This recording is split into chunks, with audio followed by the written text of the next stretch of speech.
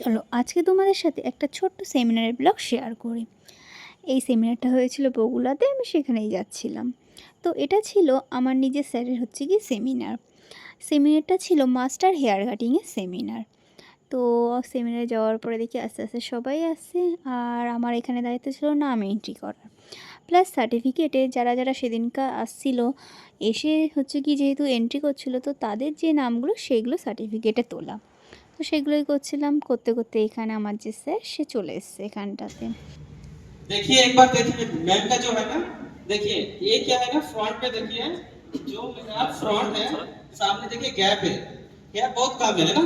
तो इसको भी बहुत सारे होता है जो मेरे को मेरा फ्रंट में क्यों बनाया कंपनी वाला,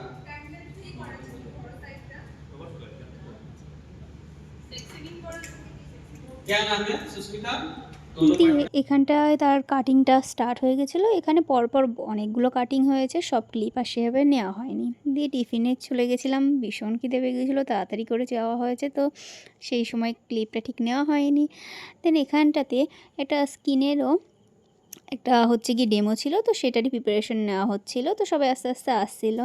তোমরাও যদি কেউ হেয়ারের মাস্টার ক্লাস করতে চাও, তো দাদার কাছে ক্লাস করতে পারো, খুব সুন্দর করে ক্লাস করে হাতে ধরিয়ে শেখায়।